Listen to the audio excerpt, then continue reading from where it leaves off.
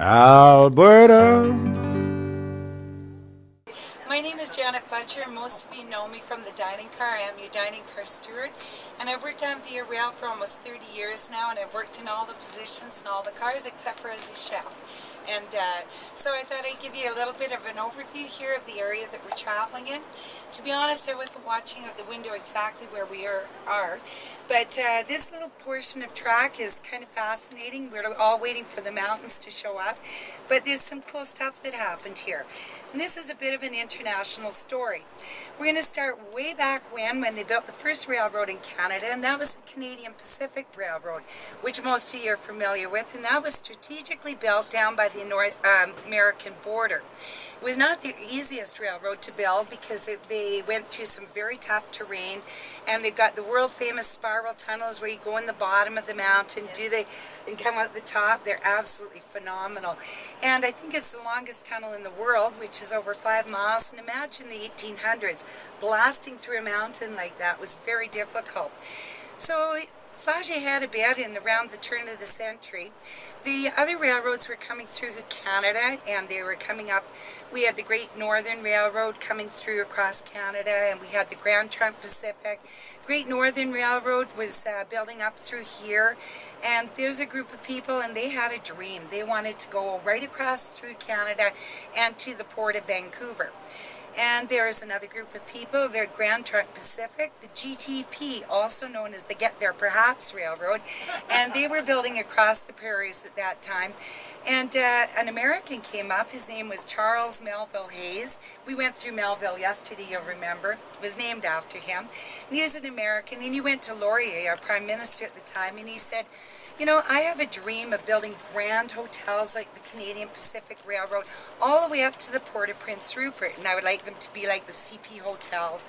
And the government said, sure, lots of room, go ahead. So through this territory, I'd be lying if I said I knew exactly which railroad we're on. We'll say it's the Grand Trunk Pacific. They built along here. Wherever you see a highway beside us, that was the Great Northern Railroad, which is now Yellowhead Highway. They were that close together. And why this portion fascinates me so much was that it was a great turn in our Canadian history because the government sent out tutors to tutor the railroaders, or the people building the railroaders. So they had people coming out to teach them the 3 R's, reading, writing, and arithmetic.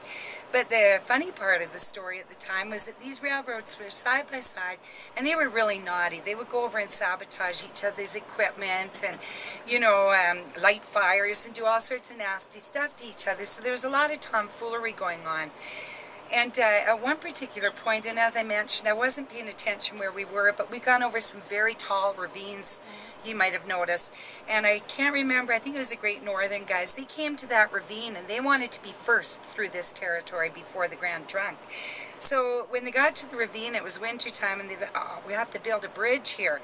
So instead of building a bridge, what they did, so they could get ahead of the other guys, they took apart their work train, every nut, bolt, and screw, put it on a sled, down the ravine, up the other side, rebuilt that guy, and off they went, so they could beat the other railroad with their things. So what happened to them all? Well, Mr. Melville Hayes, the American, here's your international story, he went over to England to raise money for his dream of great hotels to build up to Prince Rupert. Well, he did something no good railroader should ever do. He took a boat back and he picked the Titanic. So Mr. Hayes went down with his dream in the Titanic. Eventually they did finish the Grand Trunk Pacific all the way to Prince Rupert. Their last spike was driven in 1914, but it didn't go with the Grand Hotels. Great Northern guys, they fussed and fought and carried on so much they finally went bankrupt. So the government stepped in at that time, and they amalgamated the two railroads, the Grand Trunk Pacific and Great Northern Railroad, and it became one, and that was Canadian National Railroad, the CNR, also known as Certainly No Rush Railroad. Alberta. Alberta. Oh, Alberta.